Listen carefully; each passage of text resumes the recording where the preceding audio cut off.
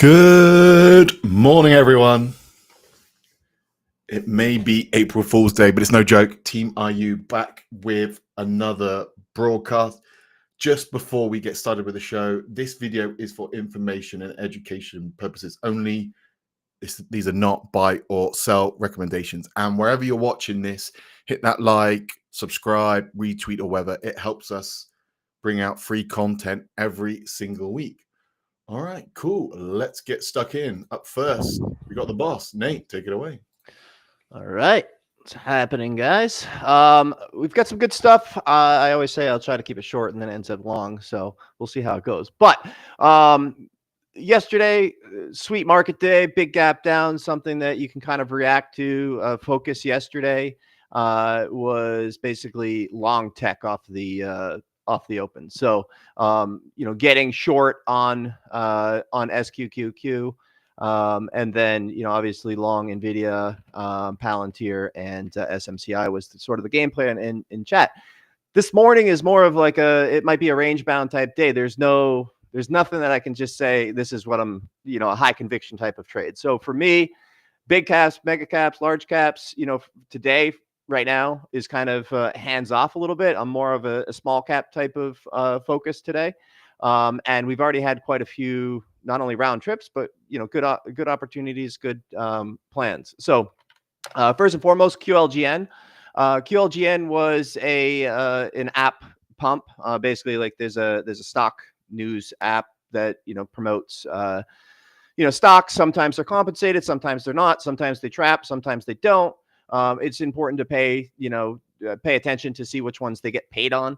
And so this was sort of like the last hurrah. They went back to it. They had news this morning and they kind of repumped it. And so that to me was basically a short. So that was a nice trade to start the day. And then we immediately had the same opportunity on DATS just a few minutes ago. And right on the PR, I said DATS is probably like QLGN. So that was sort of my game plan. That should kind of register with everybody as far as, what the game plan is, because all you have to do is just pull up QLGN and look at, how it reacted, and you kind of have a game plan for DATS. As you guys know, I always like to use other tickers to sort of showcase the game plan of, what's in my head. What am I expecting? So those two, very similar, same kind of situations. IBOT, we know this one. This was a big squeezer in the past. So, as soon as it does bounce, everybody immediately goes for it. And I think it's important to just be a little bit cautious, getting too aggressive. You had a nice little high day kind of basically attempt, gets through it, and then we had the high day reject. And sometimes, you look for that high day reject and it ends up holding on.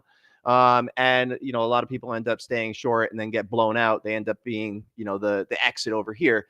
For me, I'd rather multiple clear outs. And the easiest way, the simplest way to kind of say what I'm looking for is I want to actually be competing with sellers, right? I want like longs looking to exit is when I know that it's a good trade for me to be on the short side. So think about, if you are long, at what point are you saying, all right, I got to go ahead and exit this thing? And if it's not there yet, then it's fine to be there, but just don't be sized up. Don't be aggressive. Don't be high conviction. This is supposed to happen and it's not, because that's when you get chopped up. It's no different than, something like ICCT yesterday, which, by the way, I just want to go over, the same trap that happened twice. I posted it on X yesterday, but you can kind of see this little sub VWAP trap where it does the stuff, flushes. It's supposed to stay heavy, but it starts to kind of come back, VWAP reclaim, and then, away we go. And then obviously, whoops, that's actually after hours. Then into the close, we had the same exact setup again, flushes, catches, comes back over VWAP, and then the rest was history. It just circuit, and screwed all the shorts. So pattern recognition, seeing that stuff, same thing as QLGN and DATS, and understanding the similarities between the two is the easiest way to kind of come up with game plans and know what things should be doing. And if they're not reacting the way they should, you've got the blueprint right in front of you to go ahead and adjust your risk and take it off if it's not doing as expected. MYSZ was a big one yesterday. Very clean, probably one of the cleanest, just unwind trades that we've had in quite some time. I actually was late to the trade. I didn't get on until over here, but still very nice. And then this morning traded the clear out move. And so far, so good. So we'll see about that. MLGO, this is the first day. We've been talking about this quite a bit. Now I'm starting to hear some of the horror stories. Literally until yesterday, I hadn't really heard anybody. Everybody was just kind of quiet. And now, a lot of people are kind of saying, oh, so-and-so got hurt. And, I'm hearing lots of people are getting, smoked. And I hadn't heard about that. And when my circle that I trade with and share ideas with and all that kind of stuff, normally you start hearing the rumblings and stuff. But fortunately on this one, I feel like everybody's been for the most part safe. But point being, with this one is the borrow costs were very cheap. They went sky high yesterday. And then we are on Reg Show today. So borrow costs actually came way down today again, which, easy access for people could continue to get new shorts in and squeeze them out. But what I want to focus on is WIMI. Talked about this one yesterday. They own, I think it's 64 point something or other percent of MLGO, and they said they weren't going to sell it for 10 years, et cetera, et cetera. But at the end of the day, it doesn't matter. If MLGO has some sort of outlier move, WIMI is going to have no choice but to catch up. And it reminds me, if you guys remember AMTD way back in the day, very similar situation where everybody was saying, this has got to go, it's got to go, it's got to go. It kept on selling off. And then it had no excuse but to catch up when HKD went nuts, because they own the majority of HKD. So I would not get too aggressive thinking that WIMI has to go. But in the event that we have an outlier move on MLGO, there's no reason not to look at this thing. One, because it should potentially be a nice sympathy. But two, because it's failed so many times.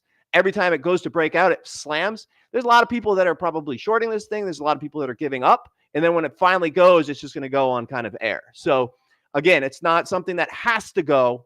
But if and when MLGO does have an outlier move and those big upticks become bigger, in other words, we start to have $5, $10, $15 of range potentially, that's when you want to pay attention to this thing. And then the last couple, NWTG, BIAF are all kind of like quiet off the radar type ones. Every day, VVPR 420s clearouts have been working. And then we have a potential liquidity trap on this PRTG. We'll see.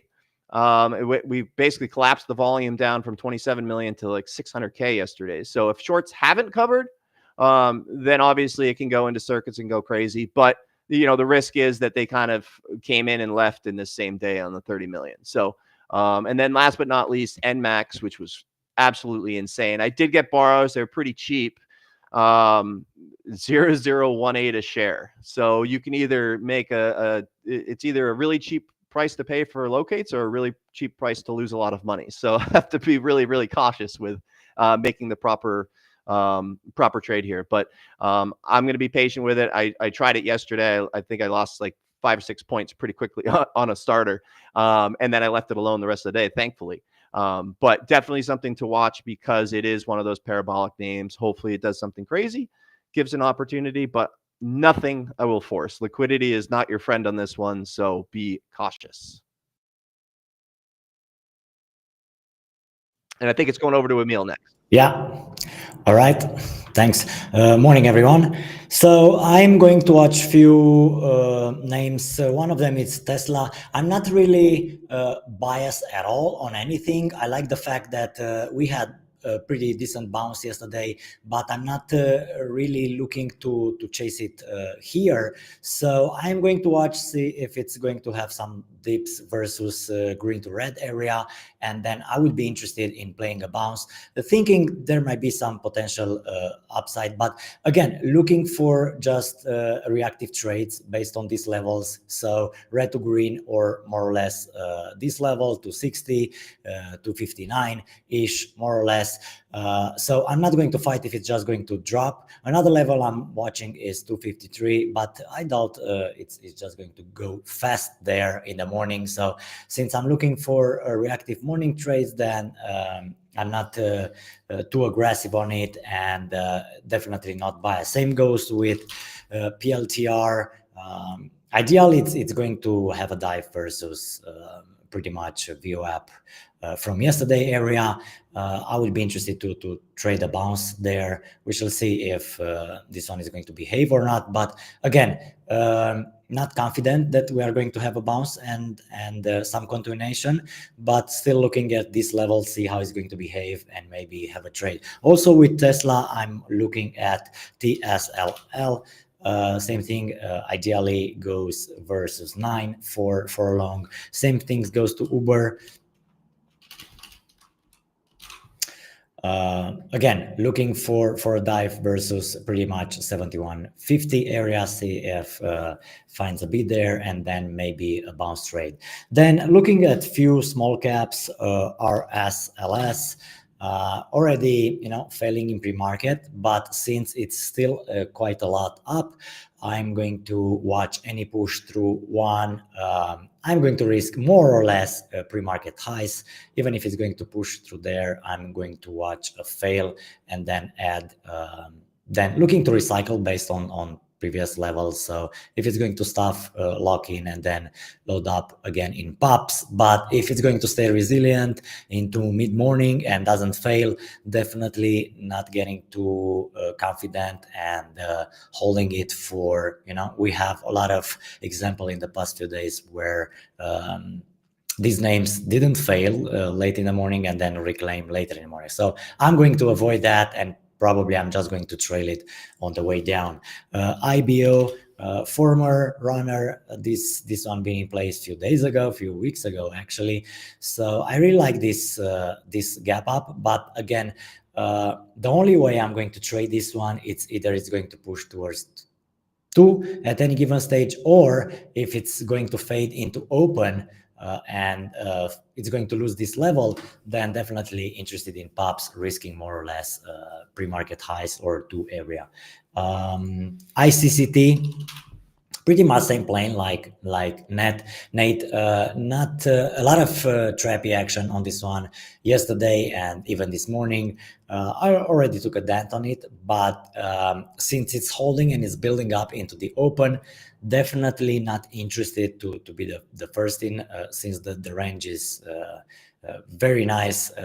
Definitely not interested to be to nail the top. So I would rather let it see if it's going to blow off through 4, maybe slightly higher to 40 area, and then maybe a trade for backside after 10 a.m.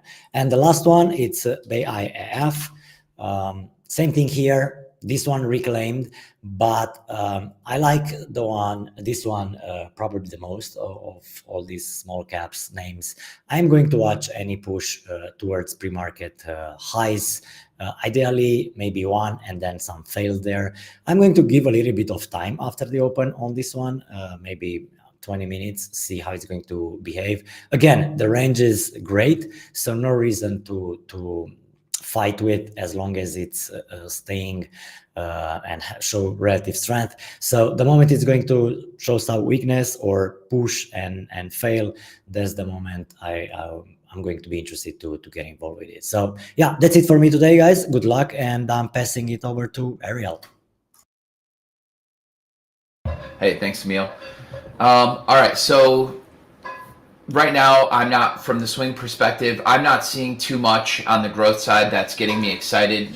There's only really one name that I think has been holding up fairly well throughout this correction, and that is Uber, something that Emil was talking about. It's pulled back about 8% while the NASDAQ's down 14%. But really, when I go through the market and I'm starting to see, oil and gas names act well, utilities act well, consumer staples act well, cigarette companies just trend higher, MO and PM. I mean, this was one that I actually did yesterday. I was talking about it in pre-market, this MO and this PM.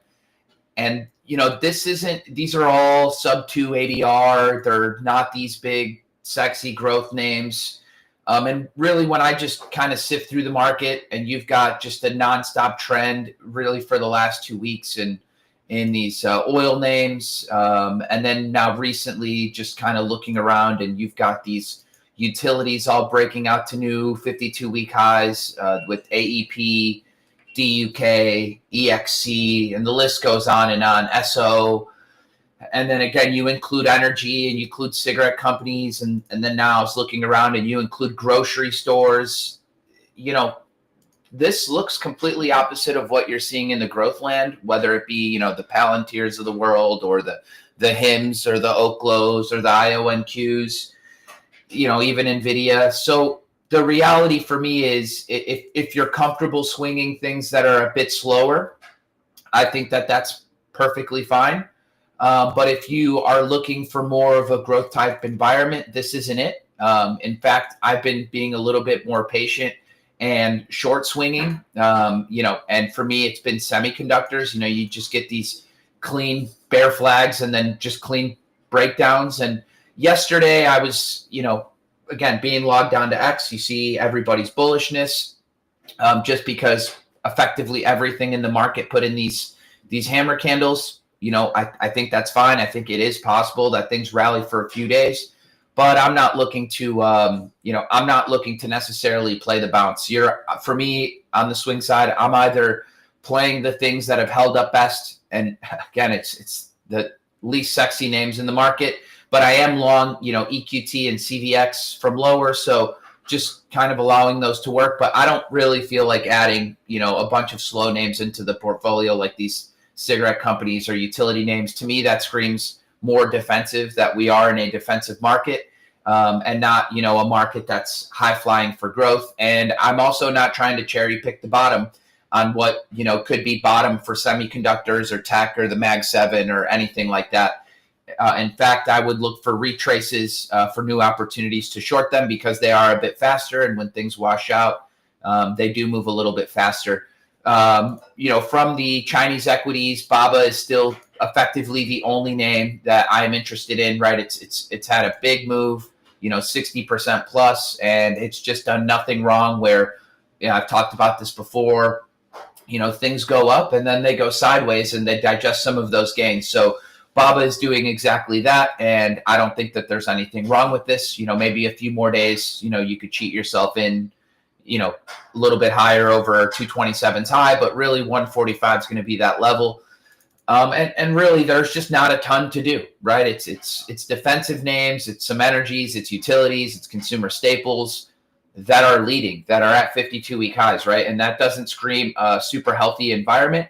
And we don't really know how long trends can persist for. They can persist for a whole lot longer than people think. And, you know, it really just took one day for everybody to get really bullish on the market because there was hammer candles everywhere. And it's like people seemingly forgot that it was also quarter end, and it felt a little bit like window dressing.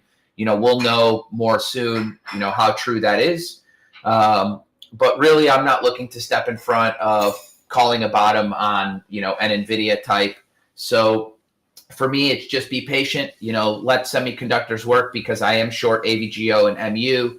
And then, you know, I'm not really looking to add to the long side on any of these defensive names, although, you know, grocery stores like Kroger and Aldi and, you know, these, a few of the grocers and a few of the utilities, they look great. But again, these aren't really names for me that I get too excited about. So it's really just kind of a patience environment and just kind of wait and see and let names shape up without getting too stubborn. So, you know, we'll take it from there day by day, and we'll see what really starts to come up on the screens, and what holds up best on the growth side while, you know, the market's correct. And again, you know, the first name that really sticks out, and Emil mentioned it, is Uber. So, you know, we'll give that a few more days to shape up. It did something really well, which is hold the 200. And while a lot of names are living underneath the 200, in particular, all the MAG7s, this one is not. So, you know, continuing to keep it on the radar. And, you know, we'll see where we go from there. If it is a repeat of 2022 in a way, then, you know, it's going to be an energy market potentially. I don't know that utilities have to lead per se, but, you know, oil and gas stocks have the best bases in the entire market. You know, you just have to look at, you know, something like CVX and zoom out on the weekly. And, you know, this has done nothing wrong, right? It made a really big move up from 70s to 180, and then it's just digested the move over the last 2 years and kind of feels like it's starting to break out here. And obviously, it's going to need crude oil to cooperate. So, we'll just take it one day at a time.